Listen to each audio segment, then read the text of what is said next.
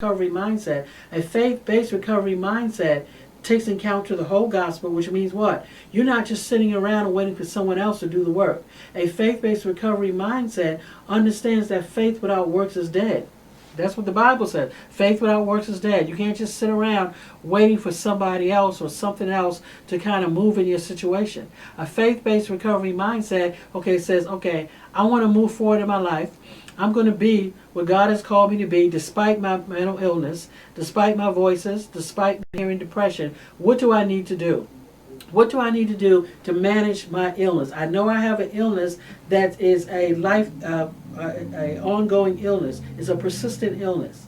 I'll have a negative situation. Some of you may not have a mental illness. You may have hypertension. You may have diabetes. You may have cancer. Whatever the situation is. You may have a child who's going to be in jail for the rest of his life. Or you may be that person that will be in jail for the rest of your life. Whatever your situation is, we have to get to the point where we begin to realize where we are in life and begin to accept where we are. There are some things that we just have to accept. Okay? Once you accept it, that's where the power is. Because once you begin to accept, this is what's happening, this is where I am in life, this is what has happened to me, then you can begin to move forward. If I have lost both of my legs, I'm not getting my legs back. I have to accept that this is where I am in life. And once I begin to accept that, once I begin to deal with the loss of the legs, then the next thing I have to decide, say, this is where I am in life. What's next for me? What can I do? Okay? It's the same thing with having a mental illness.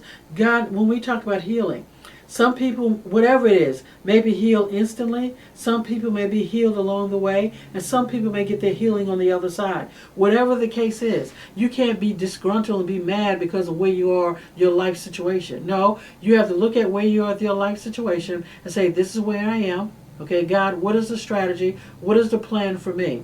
What is my recovery plan? How can I move forward in a situation, the state where I am? What can I do to move forward? Okay. As you put the plan in place, you begin to move forward. Because if there's something that you can do, you do what you can do. Okay.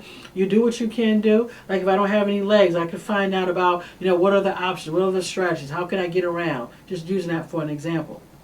But you don't get stuck in the fact that things in your life are not changing, right? I've been diagnosed with this disease, all right? I'm praying God can heal me. Continue to pray.